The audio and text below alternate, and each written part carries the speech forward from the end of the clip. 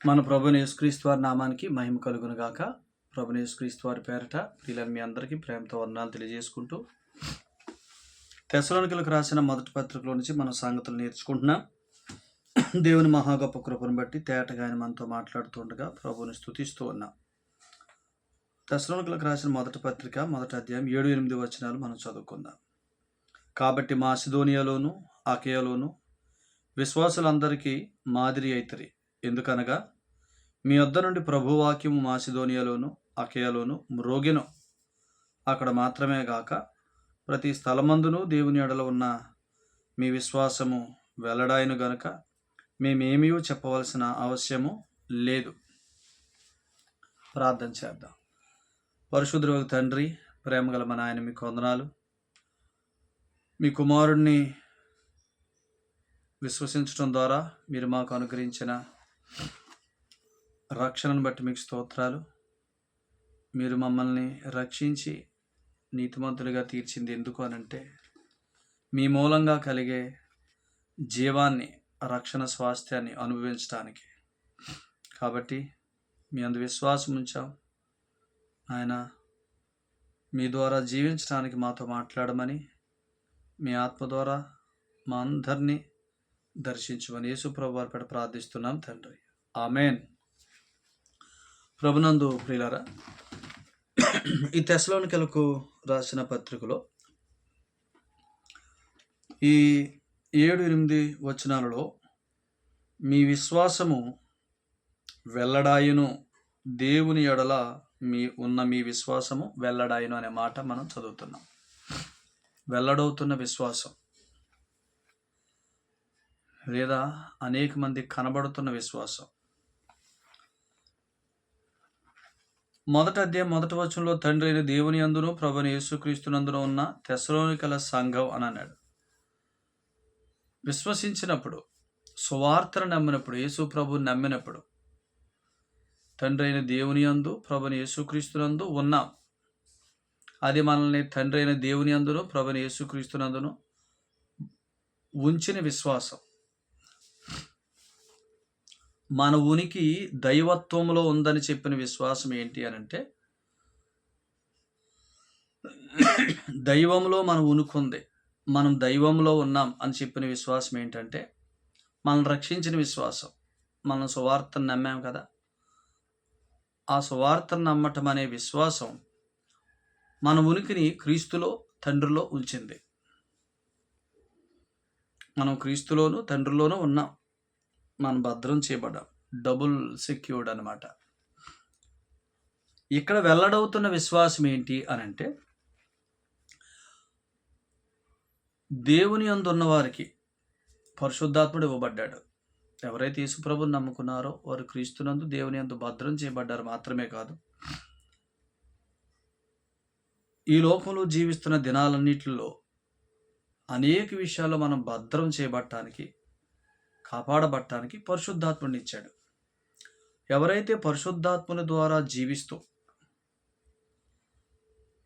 ఆత్మచెప్పు సంగతుల చేత తమ హృదయాలను నింపుకుంటూ ముందుకు సాగుతున్నారో లేదా కొనసాగింపులోకి వెళ్తున్నారో, ఎందుకంటే ఆయన విశ్వాసమునకు కర్త మాత్రమే కాదు కొనసాగించేవాడని హెబ్రీ పత్రిక 12:2 మనం చదువుతున్నాం. విశ్వాసమునకు కర్త అంటే ఆయనందు విశ్వాసం వచ్చినప్పుడు ఆయనలోను తండ్రిలోను మనల్ని భద్రం చేసినవాడు. కొనసాగింపు అంటే మనకు అనుగ్రహించబడిన పరిశుద్ధాత్మ ద్వారా మనల్ని నడిపిస్తున్నవాడు. సో కాబట్టి క్రీస్తులో మనం రక్షించబడటం మాత్రమే కాదు, జీవించటం ఉంది. మనం క్రీస్తులో భద్రపరచబడటం మాత్రమే కాదు, జీవిస్తున్న దినాలన్నింటిలో ఆయన శక్తి చేత కాపాడబడే జీవితం కూడా ఉంది. దాన్నే కొనసాగింపు అంటున్నాం. అయితే వెల్లడయ్యే విశ్వాసం ఎందులోది అనంటే కొనసాగింపులోది. వెల్లడయ్యే విశ్వాసం కొనసాగింపులోది. ఇప్పుడు నేను యేసు ప్రభువుని నమ్ముకుంటే నేను దేవుని కుమారుని, నీతిమంతుడిని, పరిశుద్ధుడిని, పరిశుద్ధాత్మక ఆలయాన్ని, పరలోకంలో కూర్చున్నాను. ఇది కదా జరిగింది, నమ్ముకున్నప్పుడే జరిగింది. సో దాన్ని ఏమన్నాడు, క్రీస్తులోను తండ్రిలోను భద్రం చేయబట్టం అన్నాడు. ఇది నాకును దేవునికి కలిగింది, ఇది బయట వెల్లడయ్యేది కాదు. యేసుప్రభుని నమ్మినప్పుడు నాకు దేవునికి మధ్య జరిగింది ఇది. బయట వెల్లడయ్యే విశ్వాసం అంటే పరిశుద్ధాత్మ ద్వారా మనం నడిపించబడుతూ జీవిస్తున్న దినాల్లో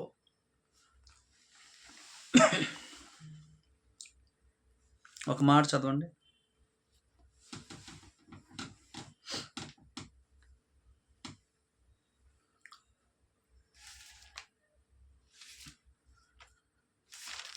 యోహాను సువార్త 6:63లో ఒక వచనాన్ని చదువుకొని మనం ఇంకొక వచనాన్ని కూడా చదువుకొని ఆలోచించేద్దాం.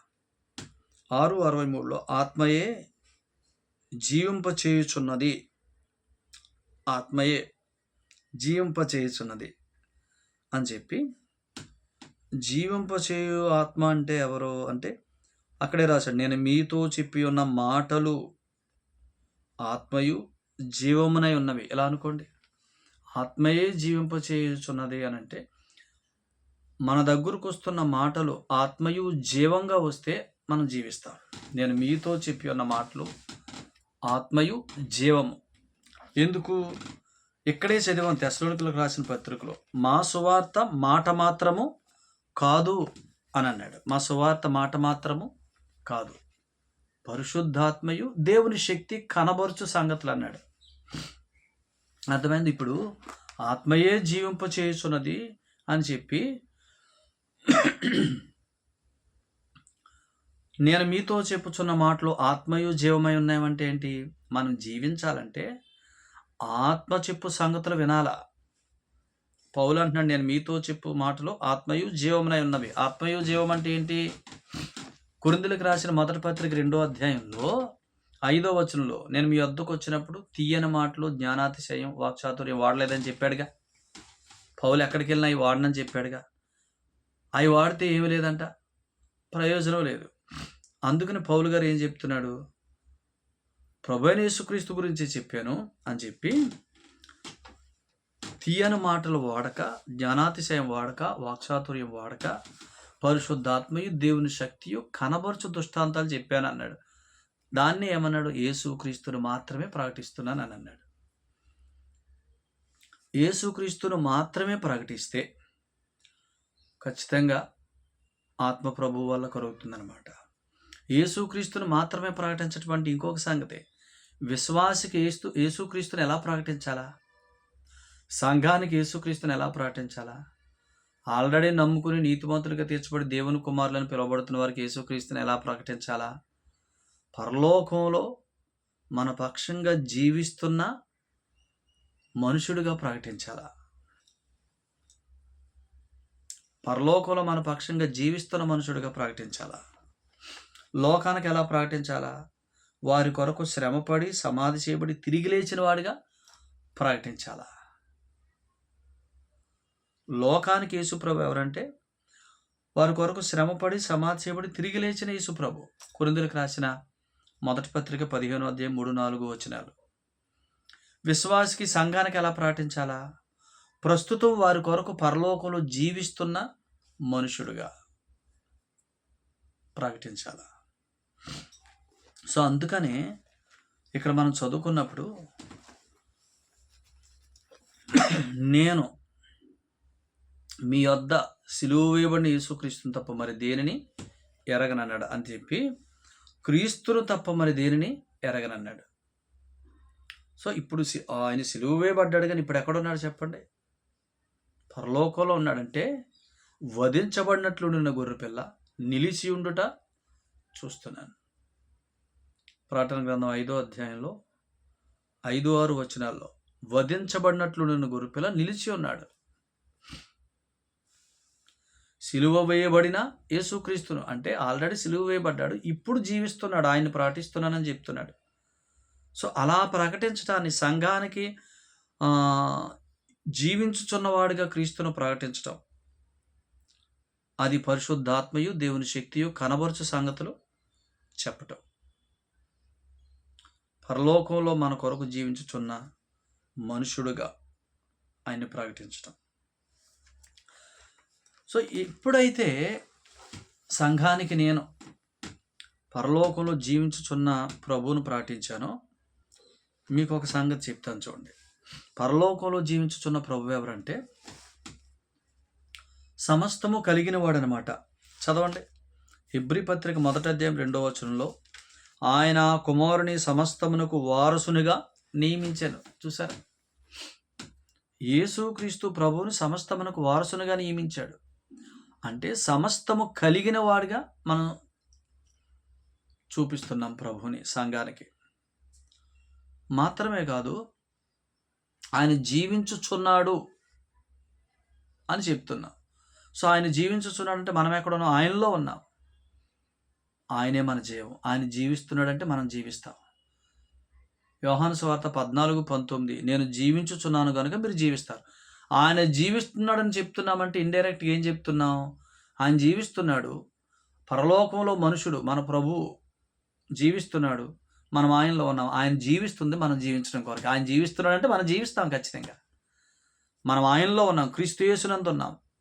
రోమా 8:1 శిక్షావిధి లేని వారు క్రీస్తు యేసునందు ఉన్నాం. నూతన సృష్టి. కొరింథీయులకు రాసిన 2వ పత్రిక 5:17.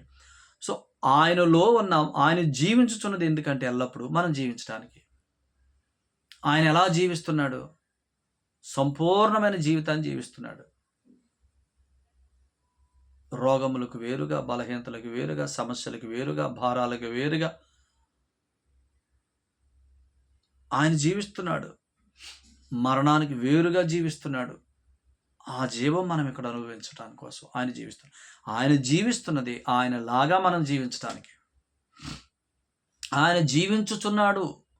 పరలోకంలో ఉన్న మనుషునికి యేసు ప్రభువుని ఎవరైతే సంఘానికి ప్రకటిస్తారో, పరలోకములో తండ్రి సమస్తము అప్పగించిన వానిగా ఎవరైతే యేసు ప్రభువుని సంఘానికి ప్రకటిస్తారో, ఆ సేవకుడు ఖచ్చితంగా సంఘానికి ఏం ప్రకటించాలో ఎరిగినవాడు. అలా ఎప్పుడైతే ప్రకటిస్తారో ఖచ్చితంగా ఆయన జీవించుచున్నాడు, నేను జీవిస్తాను. ఆయన జీవించుచున్నది నేను జీవించడం కొరకు. ఎందుకంటే నేను ఆయనలో ఉన్నాను. ఆయన జీవిస్తే నేను జీవించినట్టే. సో ఆయన జీవించుచున్నాడని ఎరగటమే మనం జీవించటం. మాత్రమే కాదు, ఆయన జీవించుచున్నది ఎలాగనా? సమస్తము అప్పగించబడినవాడుగా జీవిస్తున్నాడు. సమస్తం ఆయనకు అప్పగించాడు. ఆ కుమారుని సమస్తమునకు వారసునిగా సమస్తము అప్పగించబడి జీవిస్తున్నాడు. సమస్తము నాకున్నాయి. అర్థమైందా? హెబ్రీ 1:2 ఆయన ఆ కుమారునికి సమస్తం అప్పగించాడు. ఎప్పుడు అప్పగించాడు ఆ కుమారునికి సమస్తం? ఎప్పుడైతే మనందరి కొరకు రక్తాన్ని చిందించి తిరిగి లేచి ఆ రక్తంతో తండ్రి కుడిపార్శ్వానికి చేరాడో, మన మనుషుడు, మన పక్షంగా, మన ప్రధాన యాజకుడుగా, మన ప్రభువుగా, మన జీవంగా, మన సర్వంగా అక్కడ ప్రవేశించాడు. అప్పుడు సమస్తం కుమారునికి అప్పగించాడు. ఎందుకు? ఆ కుమారునిలోనే కుమారులందరూ ఉన్నారు. యేసుప్రభుని నమ్మిన వారందరూ ఆయనలోనే ఉన్నారు. ఇప్పుడు క్రీస్తు యేసునందు ఉన్నాం. కుమారులందరూ ఆయనలో ఉన్నారు. కుమారులందరూ ఆయనతో వారసులు. వారందరూ ఆయన తోడి అనుభవాల్లోకి. ఆయన అక్కడ ఎట్టివాడై ఉన్నాడో, యోహాను 1వ పత్రిక 4:17 ఆయన అక్కడ ఎట్టివాడై ఉన్నాడో, ఈ లోకంలో మనం అట్టివారంగా ఉండటం కొరకు కుమారునికి అంతా అప్పగించాడు. దేవుడు కుమారునికి అప్పగించింది కొలసీ పత్రిక 1వ అధ్యాయం 19వ వచనంలో ఆయన సిలువలో సమాప్తం అని చెప్పినప్పుడు సమకూర్చబడిన సృష్టి, సమాధానపరచబడిన సృష్టి, సర్వసంపూర్ణత అని అన్నాడు. అర్థమైంది? యేసుప్రభు సిలువలో చనిపోయినప్పుడు మన పాపం నుంచి విడిపించడానికి, తన కుమారులుగా, దేవుని కుమారులుగా చేయటానికి, తన తోడి వారసులుగా చేయటానికి, తనతో పరలోకంలో కూర్చోబెట్టుకోవటానికి మాత్రమే కాదు, మన పరిశుద్ధాత్మక ఆలయాలుగా చేసి ఈ ఆలయాలు మహిమలతో నింపటానికి.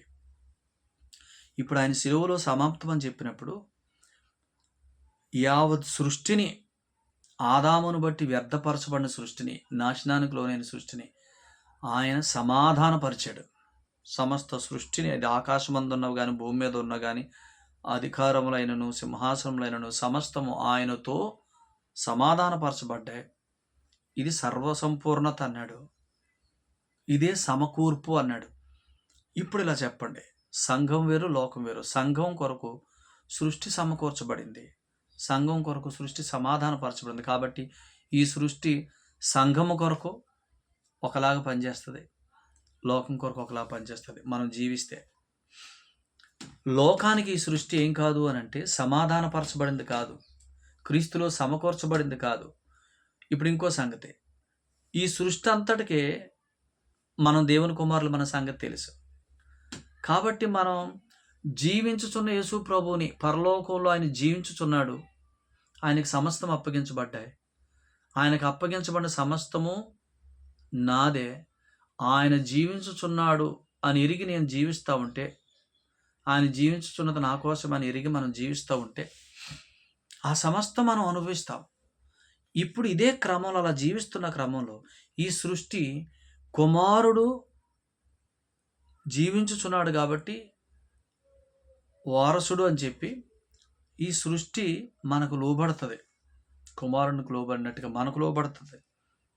అంటే ఎందుకంటే జీవించుచున్న కుమారులకు ఈ సృష్టి మేలు కొరకు సమకూర్పు జరిగి పనిచేస్తుంది అన్నమాట. మేలు కొరకు రోమపత్రిక 8:28 ప్రకారం మేలు కొరకు అంటే కుమారులందరి కొరకు సృష్టి మేలుకరంగా పనిచేయటానికి క్రీస్తులో సమాధానపరచబడింది. అదే సర్వసంపూర్ణత. మరి లోకం కొరకు ఈ సృష్టి ఇంక యేసుప్రభుని నమ్మని వారి కొరకు సృష్టి ఏం కాదు, క్రీస్తులో సమాధానపరచబడిన సృష్టి కాదు, సర్వసంపూర్ణత కాదు. కాబట్టి ఈ సృష్టి వారి కొరకు, వారి కుమారులు కాదు కాబట్టి వారి కొరకు పనిచేయాల్సిన పని లేదు. మనకైతే సర్వసంపూర్ణత. అందుకనే ఇలా జీవించుచున్న ఈ విశ్వాసుల యొక్క జీవితం వెల్లడవుతుంది అని అన్నాడు. ఎందుకంటే తెస్సలోనిక వారు ఇలా జీవిస్తూ ఉంటే వారి జీవితం కనబడుతుంది లోకానికి డిఫరెంట్గా. ఇదే సృష్టి వారి మేలు కొరకు సమకూర్పుగా పనిచేస్తుంది. ఇదే సృష్టి మాకు కీడుగా ఉంది ఎందుకు అని అలా ఆలోచిస్తారు. లోకం ఆలోచిస్తుంది, మన చుట్టూన్న వారు ఆలోచిస్తారు. అప్పుడు మన విశ్వాసం వెల్లడవుతుంది. అందుకని ఇది వెల్లడయ్యే విశ్వాసం అంటే అనుదినము ఆత్మ ద్వారా ప్రభువుని నేర్చుకుంటూ ఆయన జీవించుచున్నాడు, నేను ఆయనతో ఉన్నాను, ఆయనలో ఉన్నాను, ఆయనతో కూర్చున్నాను, ఆయన జీవించుచున్నది నేను జీవించడం కొరకే. ఎలాగునా అని అంటే ఆయన కూర్చున్నాడు, నేను కూర్చున్నట్టుగా జీవిస్తాను. కూర్చుంటాం అంటే ఏంటి? పని ముగించబడింది, నా పనులు ముగించబడ్డాయి, నా కార్యాలు ముగించాడు, కూర్చున్నాడు, ఆయన జీవించుచున్నాడు, నేను జీవిస్తాను. ఈ సృష్టి అంతా నా మేలు కొరకు సమకూర్పులో పనిచేస్తుంది. నా కొరకు ఈ సృష్టి సమస్తము క్రీస్తునందు సమాధానపరచబడింది, సర్వసంపూర్ణతగా తీర్చబడింది. కుమారుడుగా నేను జీవిస్తే నేను ఆ సమకూర్పు నేను అనుభవిస్తాను. సృష్టి నా మేలు కొరకు పనిచేస్తుంది అని ఎరుగుతాం. కాబట్టి ప్రియులారా, తెస్సలోనికల సంఘంలో వెల్లడవుతున్న విశ్వాసం అంటే వారు ఒక మాట మీరు చదివారా? ఇదే తెస్సలోనికలకు రాసిన పత్రిక 2వ అధ్యాయం, మొదటి పత్రిక 2వ అధ్యాయం 13లో వర్తమాన వాక్యం వింటున్నారు వాళ్ళు. అంటే వర్తమాన వాక్యం అంటే కరెంట్ వర్డ్, అంటే డైలీ కరెంట్ అఫైర్స్. అంటే ఏంటి? ఈరోజు ఏంటి, రేపేంటి, ఎల్లుండేంటి. ఇప్పుడు వర్తమాన వాక్యం అంటే ఏంటి? ఈరోజు ఆయన నాతో ఏం మాట్లాడుతున్నాడు, రేపు ఏం మాట్లాడతాడు, ప్రతిరోజు ఆయన ఏం మాట్లాడతాడు అనేదే వర్తమాన వాక్యం, ప్రజెంట్ వర్డ్. సో అది ప్రతిరోజు తీసుకుంటున్నారు. ఎందుకంటే వీళ్ళు ఆల్రెడీ విశ్వాసాన్ని బట్టి జీవిస్తున్నారు. ఆయన జీవించుచున్నాడు పరలోకంలో, మేము ఆ జీవాన్ని మేము ఇక్కడ జీవించడం కొరకే, ఆయనను పోలిన జీవితం మేము ఇక్కడ జీవించడం కొరకే. అందుకనే ఆ సంగతి ఎరిగారు కాబట్టి ప్రతిరోజు వాక్యాన్ని హత్తుకొని వాక్యాన్ని పొందుకోవటానికి వాళ్ళు ఇష్టపడుతున్నారు. అందుకనే వారు ఎన్ని మీటింగ్లు పెట్టినా తెస్సలోనిక వారు అది ప్రభువు వాక్యమని, అది మనుషుల వాక్యమని ఎంచక ఇది నిజముగా ఉన్నట్టు దేవుని వాక్యమని ఎంచారు. ఎందుకంటే వారి దగ్గరకు వస్తున్న వాక్యం ఎలా వస్తుంది? పరిశుద్ధాత్మయు దేవుని శక్తిగా వస్తుంది. మాటగా రావట్లే, వాక్చాతుర్యంగా రావట్లే, జ్ఞానాతిశయంగా రావట్లే, తీయని మాటలుగా రావట్లే. సో, అందుకని మనకు అర్థమైపోవాలి మన దగ్గరకు వస్తున్న వాక్యం పరిశుద్ధాత్మయు దేవుని శక్తియు కనబరుచున్నట్టుగా వస్తుంది. పరిశుద్ధాత్ముడు చెప్తే ఏమని చెప్తాడు? నువ్వు దేవుని కుమారుడివి, నీతిమంతుడివి, పరలోకంలో కూర్చున్నావని చెప్తాడు. సో, ఇప్పుడు పరలోకంలో కూర్చున్నావని చెప్పి పరలోకపు సంగతులు బోధిస్తాడు. అర్థమైందా? నేను దేవుని కుమారుడిని, నేను నీతిమంతుడిని, క్రీస్తుతో పరలోకంలో కూర్చున్నాను అనే అనుభవాలు ఎవరైతే జీవిస్తున్నారో ఆ పరలోకం నుండి వచ్చే సందేశాన్ని తీసుకోగలుగుతారు, సహించగలుగుతారు.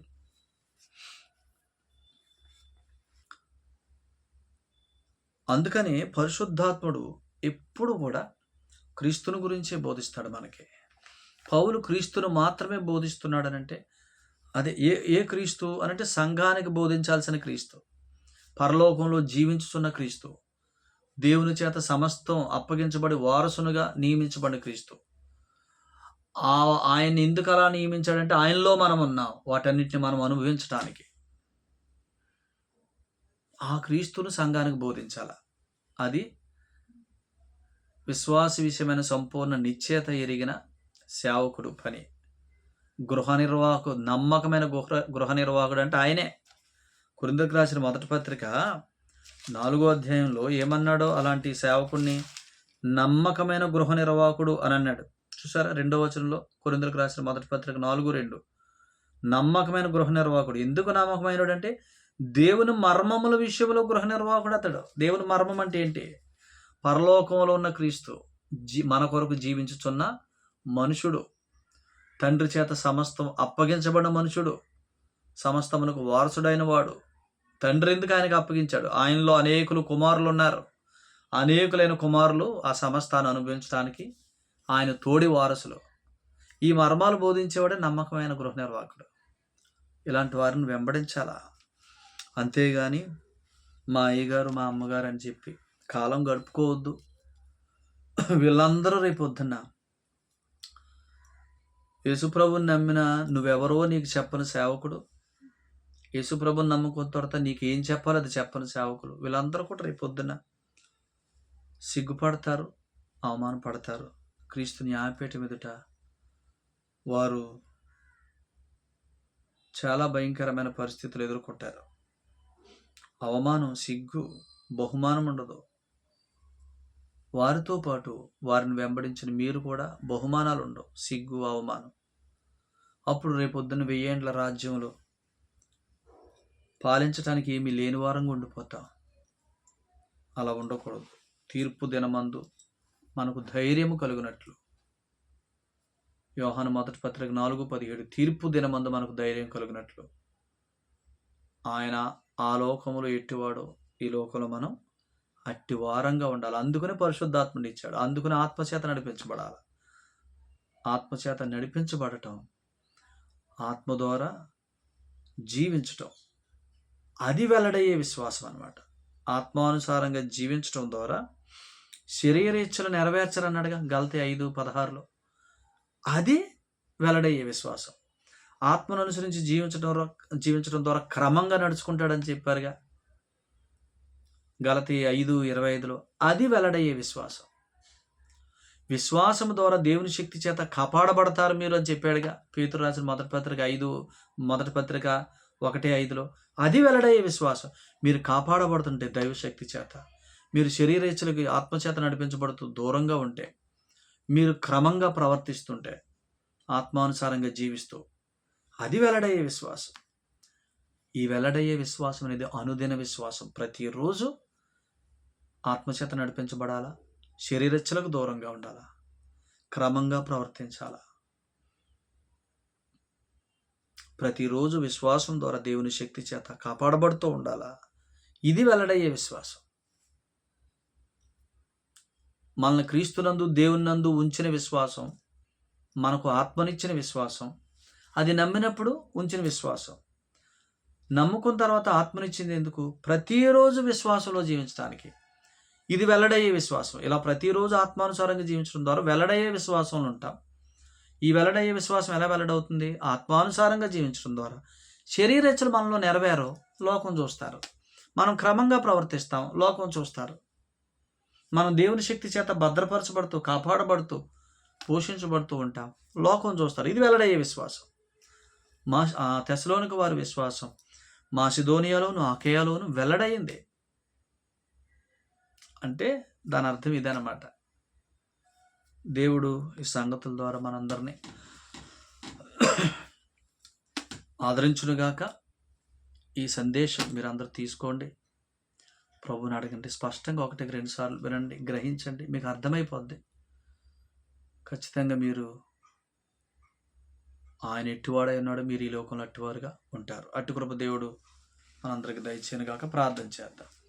మహిమగల తండ్రి, కృపగల నాయన, మీకు వందనాలు. ప్రేమించి ఇచ్చిన సందేశానికే కృతజ్ఞతలు. మీరు ఎట్టివారై ఉన్నారు, ఈ లోకంలో మేము అట్టివారు ఉండునట్లు నాయన ప్రతిరోజు మా విశ్వాసం లోకంలో వెల్లడగునట్లుగా మమ్మల్ని కొనసాగింపు చేయటానికి ఆత్మ ద్వారా ప్రతిరోజు మాట్లాడుతున్నారు. ఆత్మానుసారంగా జీవించడం ద్వారా శరీరేచ్ఛలు నెరవేర్చం, క్రమంగా జీవిస్తాం, ఆత్మఫలాలు ఫలిస్తాం. నాయన విశ్వాసం ద్వారా దేవుని శక్తి చేత కాపాడబడుతూ భద్రపరచబడతాం. ఈ సంగతులు మాలో లోకం చూస్తున్నప్పుడు వారు మా విశ్వాసాన్ని వెల్లడవుతున్నట్టుగా చూస్తారు. ఇంత గొప్ప జీవాన్ని మాకు క్రీస్తులో ఉంచినందుకు స్తోత్రాలు చెల్లిస్తూ ఆయన జీవించుచున్నాడు. ఆయనలో ఉన్న మేమందరం జీవించాలని. ఆయన జీవించుచున్నది మామూలు జీవితం కాదు, తండ్రి చేత సమస్తం అప్పగించబడిన జీవితం. సమస్తం కలిగిన వాడుగా ఆయన జీవిస్తున్నాడు. మేము సమస్తం కలిగిన వారుగా జీవించడం కొరకు ఆయన జీవిస్తున్నాడు. అట్టి మర్మము నమ్మకమైన గృహ నిర్వాహకుల ద్వారా మీరు అందిస్తున్నందుకు మేము స్తుతిస్తూ మీ నామమును కనపరుస్తూ ఈ సందేశాన్ని మా అందరి ఆత్మల క్షేమం కొరకు దీవించి ఆశీర్వదించి నాయన గ్రహింపులోనికి తీసుకొస్తారని, ప్రియులందరికీ జ్ఞానము ప్రత్యక్షత గల మనసు ఇస్తారని యేసు ప్రభువారి పట్ల ప్రార్థన చేస్తూ మా ప్రియులను, వారు కలిగిన సమస్తాన్ని, వారి కార్యములను, నాయన వారి ఆరోగ్యములను, వారి సమస్తమును మీ ఆశీర్వాద హస్తాలకు అప్పగించుకుంటూ సమస్తం క్రమపరిచి క్షేమం నుంచి భద్రపరచమని యేసు ప్రభువారి పట్ల ప్రార్థిస్తున్నాం తండ్రి. ఆమేన్. అందరికీ ప్రభు పేట ప్రేమ వందనాలండి. ప్రభు మిమ్మును, మీ కుటుంబాలను బహుగా దీవించి ఆశీర్వదించునుగాక. ఆమేన్.